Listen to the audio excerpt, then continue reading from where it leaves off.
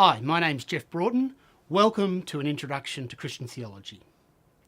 In the next few weeks we'll begin studying Christian theology together. For some it'll be your first foray into theological study.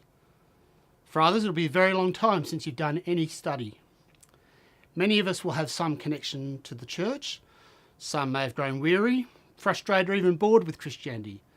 And there may be even a few newbies to church and or Christian faith. Whatever has brought you to this subject, welcome. There are a few things I'd like to be upfront about as we begin. Studying theology can be hard for even the most faithful and committed people. And I don't mean hard academically. Studying theology can be hard on students' faith. You're beginning to study the God that you love and serve. But if I'm doing my job, you're probably going to undergo a slow process of revising, reassessing, even reimagining who God is and what it means to serve God. Few people lose their faith studying theology. Not as many as the urban myths you may have heard, but it can happen. So why am I telling you this? Because I want you to enter this subject with your eyes open. More importantly, I'm going to make you a promise. I promise to leave you with a God known in and through Jesus Christ who is worth loving and serving. In other words, I promise I will not leave you empty-handed. I promise that my goal is to strengthen your following of Jesus from wherever you might be starting from. I'm not coming to steal or to destroy, but to help you see, know, love and serve the author of life. I promise to introduce Christian theology that leaves you with a faith worth believing. For your part, I ask you come to learn. Hold loosely to what you've brought through the door and learn what is coming from your reading, from our discussions and from the lectures on the webinar. So learn what is really on offer. Try resist jumping to conclusions. Press to find out how this all holds together.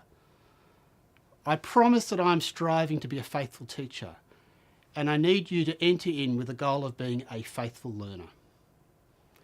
At the end of the semester, we will likely disagree about a few things. Or maybe we'll disagree about almost everything. That's fine. I won't downgrade you for that, but I need to know that you've learned. And I hope that in the process you have seen more clearly a Jesus who is worth following, because I believe with all my heart that is what I'm helping you discover. So, one more thing. If you feel like things are falling apart or spinning out of control, let's talk. That's not the direction this should go, but it's always part of the danger of discovering new things. That the Bible isn't what we thought it was, or Jesus isn't who we thought he was. But the fresh acts of faith that such discoveries engender can themselves be the stuff of newness of life. The subject outline describes the topics for each week. But Introduction to Christian Theology covers 4 broad topics: knowing God, creation and fall, redemption, and then life in God. So, creedal, Christ-centred, and community is my third C and my last point of this introduction.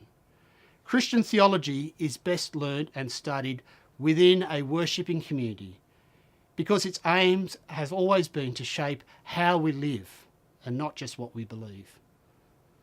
Now, this is challenging for those who are in regional and remote places. Communicating with each other, therefore, whether it's by phone or email or use of discussion forums, using the live streaming of the webinar or Skype, we can create the community we need to live well and enrich our studies.